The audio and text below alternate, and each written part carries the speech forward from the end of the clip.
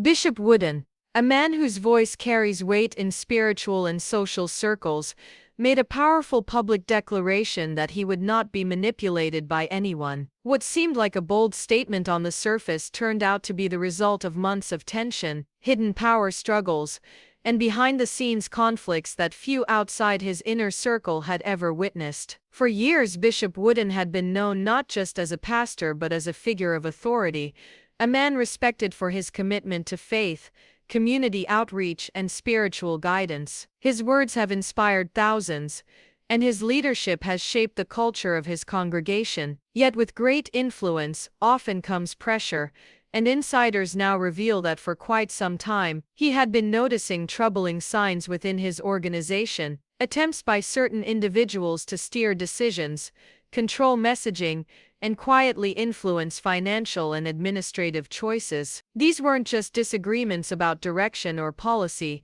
they were subtle moves designed to shift power and control within the church. Sources close to him say Bishop Wooden had grown increasingly uncomfortable with the manipulative patterns he was seeing. Despite his calm and controlled public image, he was carrying a growing burden, realizing that some of those he trusted most were testing his leadership. The declaration that he would no longer be manipulated wasn't made impulsively.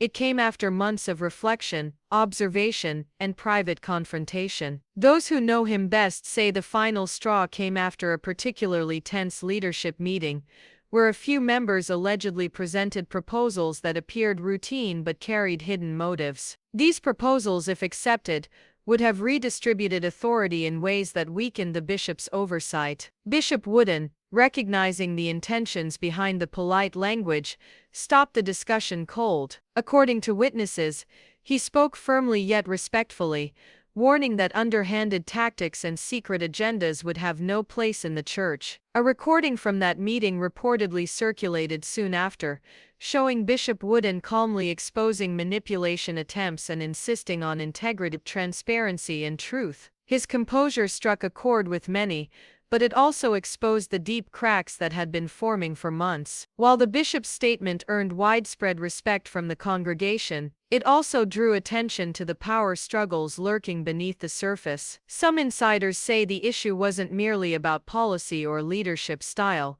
it was personal. Certain individuals, both inside and outside the church, had developed their own ambitions tied to influence, finances, and visibility. There were whispers that some leaders wanted to reshape the church's structure to gain more control over administrative and financial decisions. Beyond the inner circle, external figures, wealthy donors, community leaders, and longtime supporters were said to have exerted pressure, expecting their influence to shape outcomes within the church. All of these factors combined to create a climate of manipulation and quiet coercion that Bishop Wooden could no longer tolerate. When he finally made his declaration, it wasn't just a reaction, it was a stand for integrity. Experts in church leadership say that such moments often reveal more than what's visible to the public. They show the test of a leader's strength and the willingness to confront uncomfortable truths. In Bishop Wooden's case, this confrontation seemed to strip away layers of secrecy that had been building for years. His refusal to be manipulated sent a shockwave through his church community. Members who had once seen him as merely a spiritual guide now viewed him as a defender of truth and authority. Social media quickly lit up with reactions. Supporters flooded platforms with praise, calling him a man of courage and conviction. Many expressed gratitude for his transparency, saying it renewed their faith in honest leadership. But not everyone agreed. A few critics accused him of turning private matters into public spectacle, or of overreacting to normal leadership disagreements. Some speculated that the move was a way to tighten his control or distract from internal divisions. Still, the overwhelming tone of the conversation leaned toward admiration. To many, Bishop Wooden's stance represented moral clarity in an era when many leaders shy away from confrontation. Within the church, however, the impact was more complex. Some senior leaders who had previously wielded quiet influence began to pull back, unsure of how their actions might now be interpreted. Others reportedly doubled down, seeking ways to rebuild their positions without appearing manipulative. Sources say private conversations between members have become more cautious, as the bishop's statement drew a clear boundary.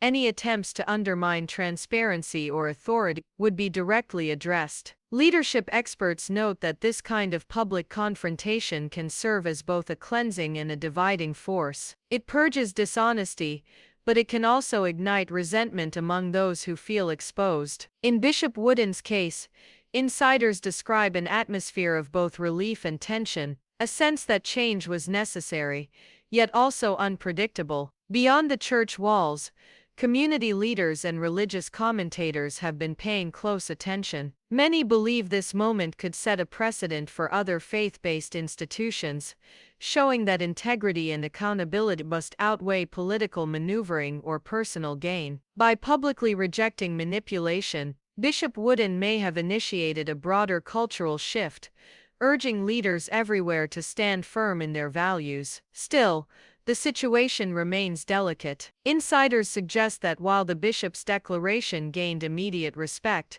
it may have also triggered deeper undercurrents. Some factions within the church are said to be quietly regrouping, strategizing how to regain influence under the new order. Others warn that not all of the hidden agendas have been exposed yet, and that more revelations could emerge as tensions continue to unfold. What's clear, though, is that Bishop Wooden's leadership has entered a new phase. His words, "I will not be manipulated," have become a rallying cry not only for his congregation, but for anyone watching the story from the outside. They represent courage, self-awareness, and the determination to preserve the soul of the organization. Analysts say this moment will likely be remembered as a turning point. Financial transparency, accountability, and ethical governance are expected to become priorities moving forward. Reports suggest that Bishop Wooden has already begun reviewing financial oversight systems